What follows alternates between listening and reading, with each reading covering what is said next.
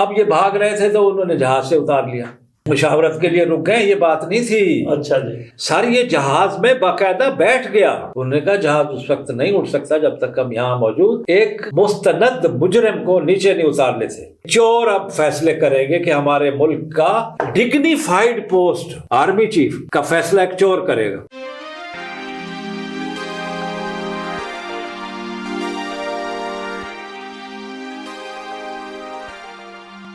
بسم اللہ الرحمن الرحیم۔ ہمارے ساتھ ہیں اقبال حسین لکھویرہ صاحب، ان سے آج دبیات پہ بات نہیں کریں گے بلکہ کرنٹ افیئر پر بات کریں گے۔ انہوں نے ہمارے ایک پروگرام میں کہا تھا عمران خان کو کچھ ہوا تو لوگ گھس کر ماریں گے، یہ کہا تھا لکھویرہ صاحب نے۔ آپ کی جان صرف آپ کے لیے نہیں ہے عمران خان، یہ 22-23 کروڑ لوگوں کے لیے ہے۔ تم بڑے طویل عرصے کے بعد اللہ تعالیٰ نے آپ کو ہمیں عطا کیا ہے اور ہم آپ کو ضائع نہیں کرنا چاہتے، یہ کوشش کر رہے ہیں۔ عمران خان کو کچھ ہو گیا، کچھ بھی ہو گیا، پاکستان میں آگ لگ جائے گی، لوگ گاڑیوں کو آگ لگا دیں گے، لوگ گھروں میں گھس کے ماریں گے لوگوں کو۔ لکھویرہ صاحب سے پوچھتے ہیں عمران خان پر بہیمانہ قسم کا جان لیوا قاتلانہ حملہ ہوا، اللہ تعالیٰ نے ان کو بچا لیا، اس کے بعد عوامی رد عمل کیا تھا اور خود لکھویرہ صاحب کا فوری رد عمل کیا تھا؟ لکھویرہ صاحب۔ فضل حسین نعمان صاحب بہت شکریہ آپ کا کہ آپ نے مجھے یاد کیا اور یہاں بلایا۔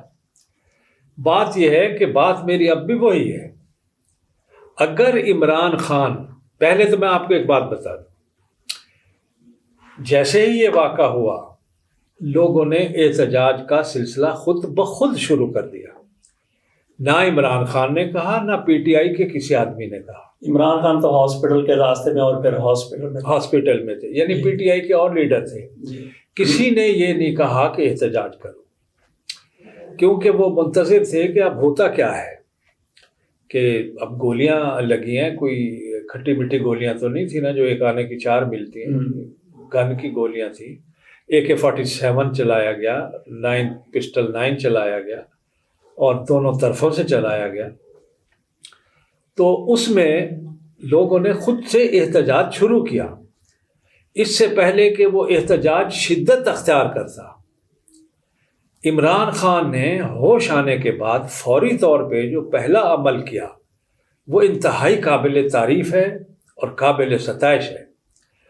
انہوں نے کہا کہ آپ فوری طور پر یہ احتجاج نہ کریں، پرامن رہیں، کچھ نہ کریں، لوگوں کو کچھ نہ کہیں، املاک کو کچھ نہ کہیں اور پرامن ہو جائیں، پہلے میں ٹھیک ہو جاؤں پھر دیکھیں گے۔ اس کی وجہ کیا تھی؟ عمران خان ایک زیرک آدمی ہے۔ آپ کو پتہ ہے کہ انڈین سپریم کورٹ کے سابق چیف جسٹس مسٹر کٹیجو نے کہا تھا پریس کے ایک سوال کے جواب میں کہ لوگ عمران خان کو شاید ایک کھلاڑی سمجھتے ہوں یا ایک فلینتھراپسٹ سمجھتے ہوں، خیراتی کام کیا، ہسپتال بنایا، لیکن یہ ان کو پتہ نہیں ہے کہ عمران خان از اے اسکالر۔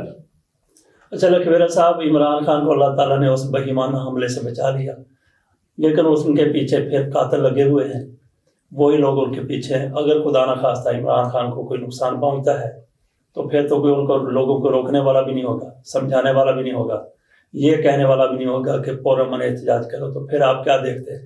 سر میں وہی بتا رہا تھا، جب لوگوں نے خود سے احتجاج شروع کیا نا تو عمران خان نے روکا، لیکن ان کے روکنے کے باوجود بھی ایک بندے نے جو عمران خان کے پرستار تھے، ان کے فین تھے، اس نے ایک کھمبے پہ چڑھ کے الیکٹرک کے اوپر جو تاریں ہوتی ہیں بجلی کی، ان ننگی تاروں کو پکڑ کے خودکشی کی اور پوری ویڈیو ہے وہ گرتا ہوا نیچے آ رہا ہے اور ختم ہو گیا۔ تو عمران خان کا فیصلہ درست تھا، نہیں وہ تو اس نے خود اپنی جان لے لی، جو یہ سارا کچھ کروانے والے ہیں وہ۔ میں وہی کہہ رہا ہوں نا کہ اگر عمران خان یہ فیصلہ نہ کرتا، یہ بات نہ کہتا کہ آپ پرامن احتجاج بعد میں دیکھیں گے، آپ کوئی انتشار نہ پھیلائیں، انارکی نہ ملک میں، بڑا فیصلہ یعنی مستحسن فیصلہ تھا۔ اب اگر خدا نہ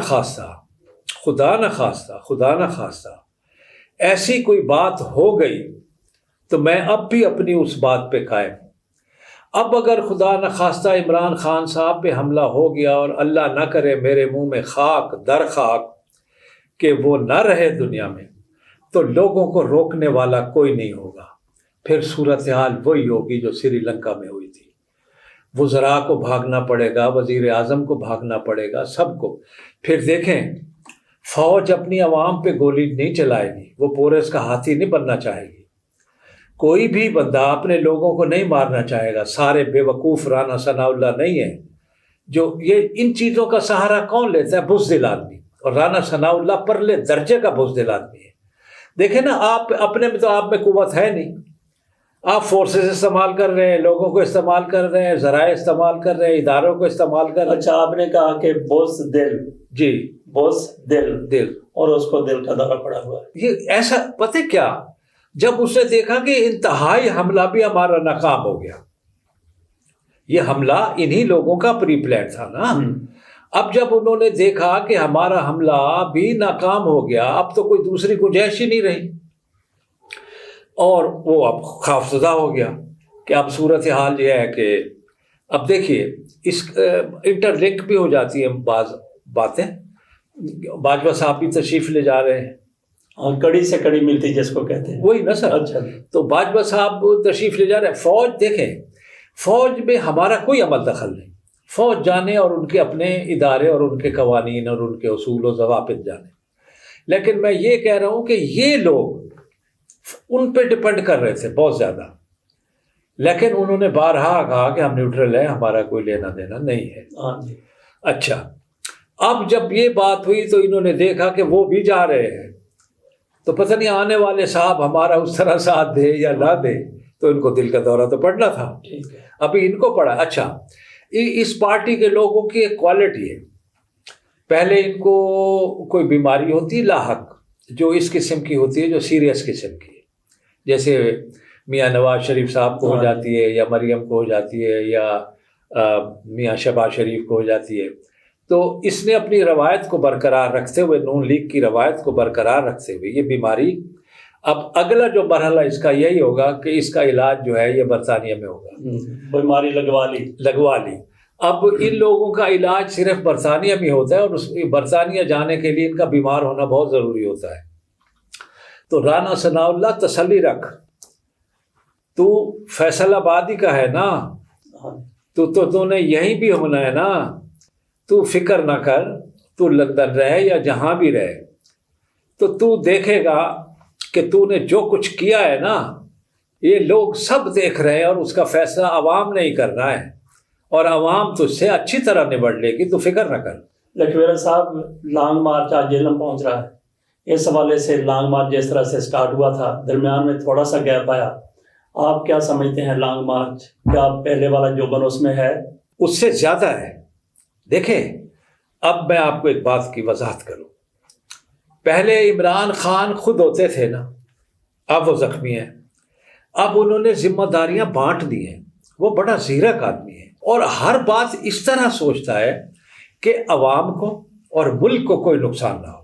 اب ان کی جو بددیانتی یہ حکومت کی، اب مجھے ایک بات بتائے، یہ میں ذکر کروں گا لیکن اس میں ایک جملہ آ گیا میرے ذہن میں کہ ایک ملک کا، ایک اٹامک پاور ملک کا، ایک 22-23 کروڑ عوام کے ملک کا، دنیا کی چھٹی بڑی فوج کا، اور ایک ایسے اسٹریٹجک پوائنٹ پہ واقع ملک کا وزیر اعظم، وہ سمجھتے تھے کہ شاید یہ پاکستان کی عدالتیں ہیں.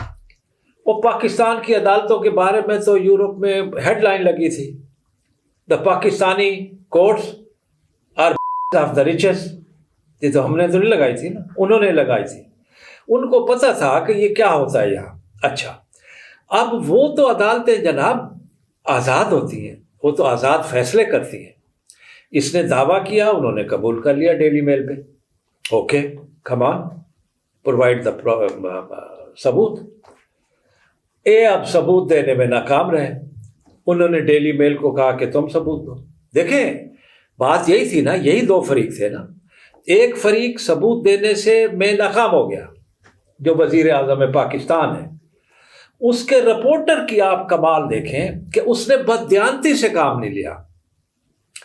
اس نے 1 مہینے کی مہلت مانگی کورٹ سے، اور اس نے سر ایک ایک جیسے بیڈ ان دا روزری نہیں ہوتے یہ تسبیح کے دانوں کی طرح، یعنی ایک دوسرے سے لگے ہوئے منسلک، اس نے ایسے ایسے ایسے ایسے ثبوت فراہم کیے. پھر عدالت ایک دم فیصلہ عدالت نے نہیں کیا، انہوں نے بڑا غور و خوض کیا، ایک ایک پوائنٹ پہ، ایک ایک نقطے پہ، ہر نکات کو انہوں نے بڑے عمیق اور زیرک انداز میں اس کا مطالعہ کیا. اس کے بعد انہوں نے اسے مجرم قرار دیا، اور وہ زچگی کا ٹائم دیا انہوں نے، دیکھیے 9 مہینے.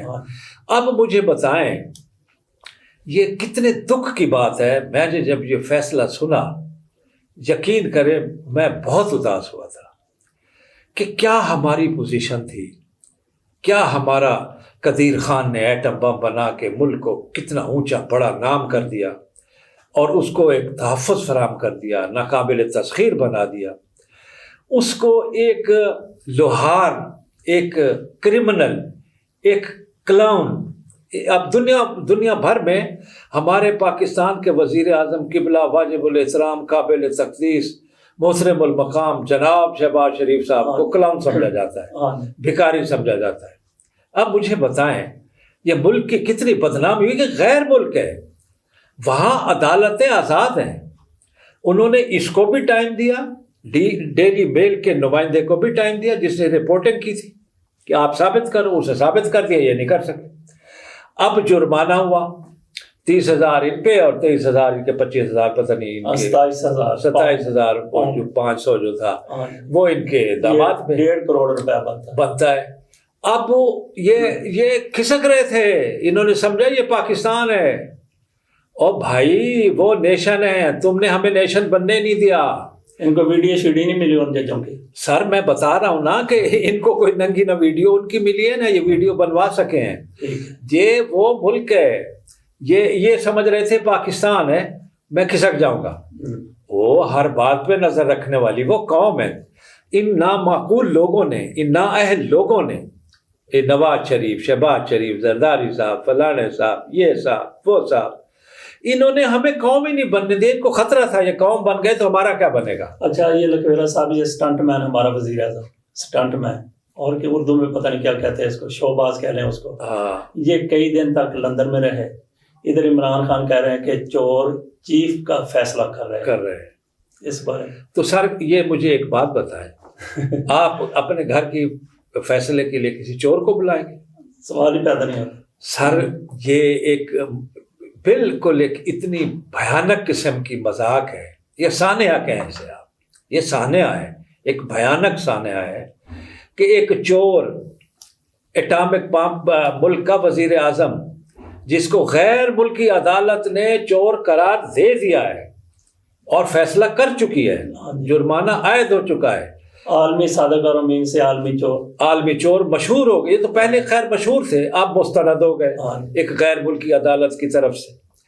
تو سر بات یہ ہے، وہ ایک مجھے انگریزی کی ایک وہ لائن یاد آ رہی ہے، وہ بڑی مزیدار ہے، وہ سنیں آپ.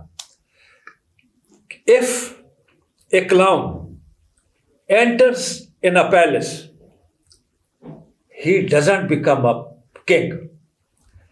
Rather, palace is converted to a circus or theater. اب انہوں نے وزیر اعظم ہاؤس کو سرکس اور تھیٹر بنایا ہوا ہے. اچھا اس کو اردو میں بتا دیں ہمارے ناظرین. وہ یہ ہے کہ اگر ایک مسخرہ لائک شہباز شریف اگر کسی محل میں چلا جائے، یعنی وزیر اعظم ہاؤس سمجھ لیں محل ہی ہوا نا، یعنی پرائم منسٹر پیلس کہتے ہیں. اگر کوئی مسخرہ کسی محل میں چلا جائے تو وہ بادشاہ نہیں بنتا، بلکہ محل جو ہے یا وہ سرکس بن جاتا ہے یا وہ تھیٹر بن جاتا ہے. ٹھیک ہے. تو انہوں نے پرائم منسٹر ہاؤس کو یا سرکس بنایا ہوا یا تھیٹر بنایا ہوا ہے. اب یہ بھاگ رہے تھے تو انہوں نے جہاز سے اتار لیا، بھاگنے کی کوشش بھی ناکام کر دی. جو کہتے تھے کہ نواز شریف کے ساتھ مشاورت کے لیے رک گئے، یہ بات نہیں تھی. اچھا جی. سر یہ جہاز میں باقاعدہ بیٹھ گیا، یہ جہاز میں باقاعدہ گھس کے پتہ نہیں کیا کیا کسی کو کس طرح یہ چکر چلا کے جہاز میں بیٹھ گیا. اچھا جی. بس جہاز کے اڑنے کا انتظار کر رہا تھا، شاید کوئی وظیفہ پڑھ رہا ہو.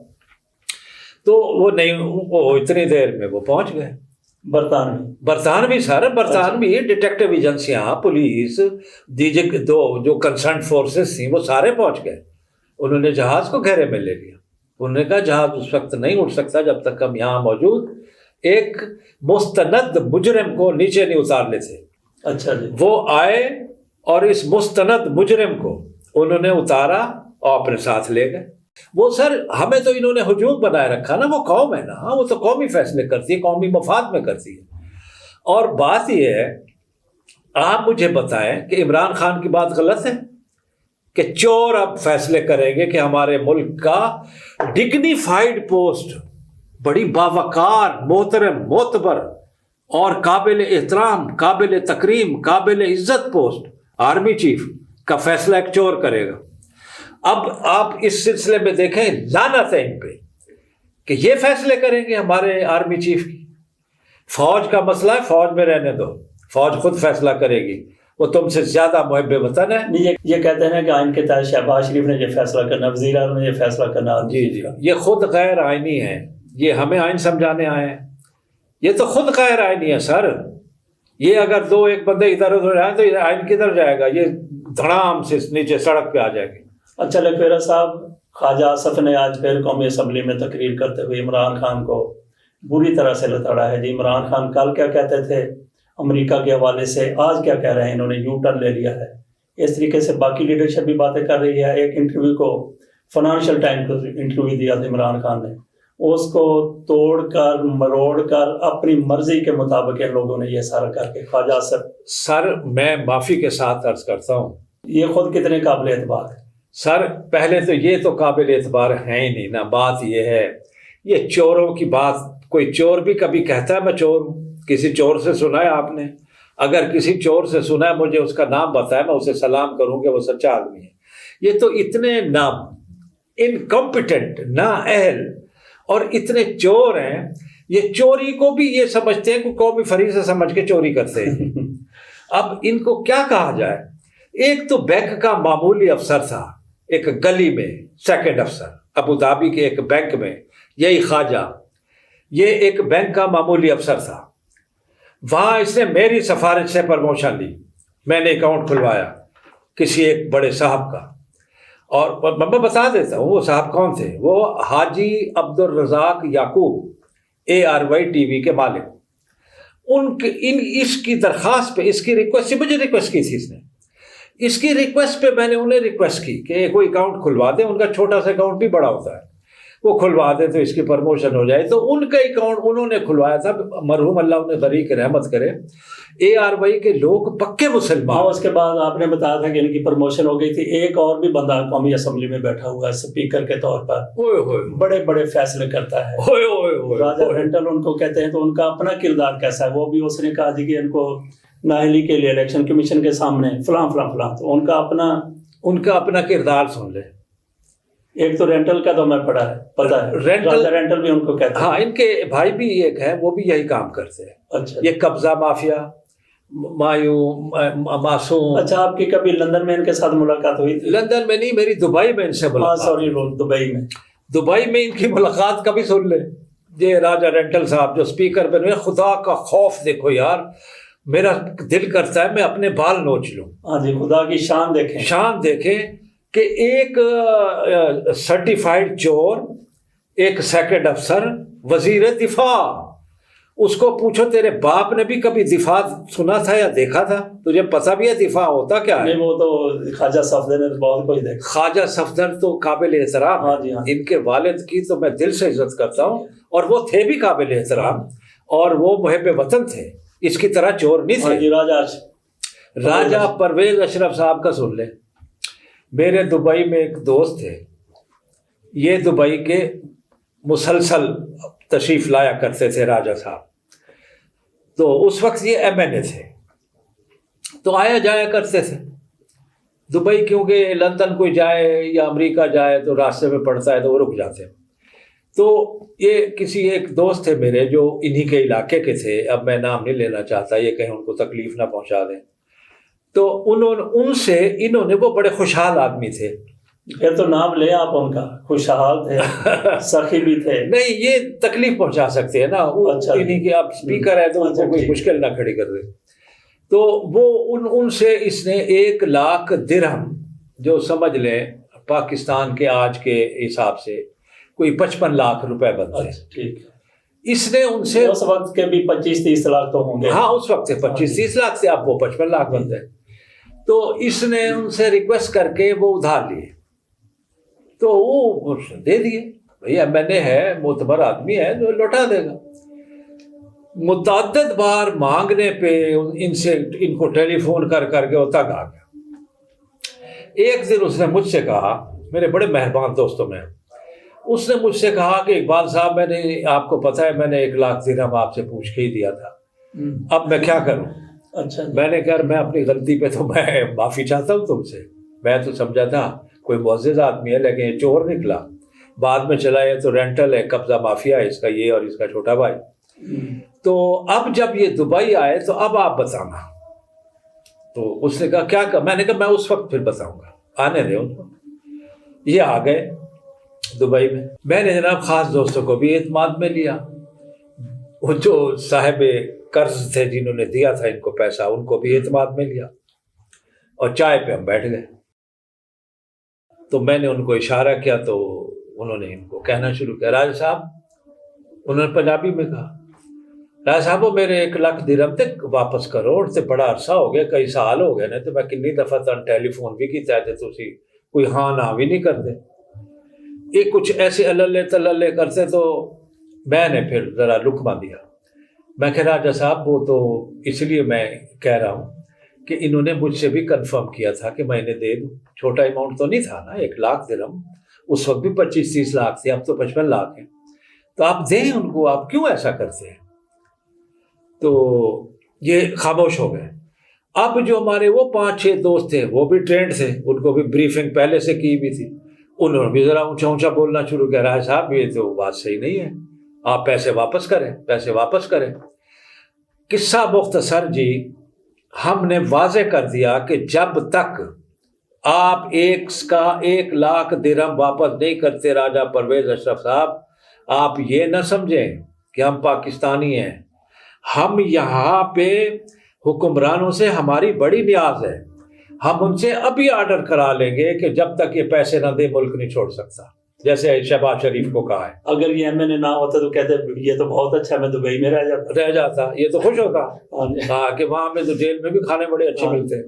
اچھا تو جناب جب اس نے یہ دیکھا کہ یہ ایکسٹریم پہ اب کام نہ ہو جائے، تو انہوں نے پھر اپنے بھائی کو فون کیا، وہ پیسے لے کے آئے. انہوں نے پھر وہ پیسے واپس کیے. اور پھر یہ سارے چور ہیں، سارے رسا گیر ہیں، سارا قبضہ مافیا ہے. ان میں کوئی آدمی ایسا نہیں ہے جس کے بارے میں کوئی 2 لفظ تعریف کے کہہ سکوں. ہاں جی لکھویرا صاحب بہت بہت شکریہ. آپ سے انشاءاللہ ملاقات ہوتی رہے گی. اس کے ساتھ ہی ناظرین اجازت دیجیے. اللہ حافظ.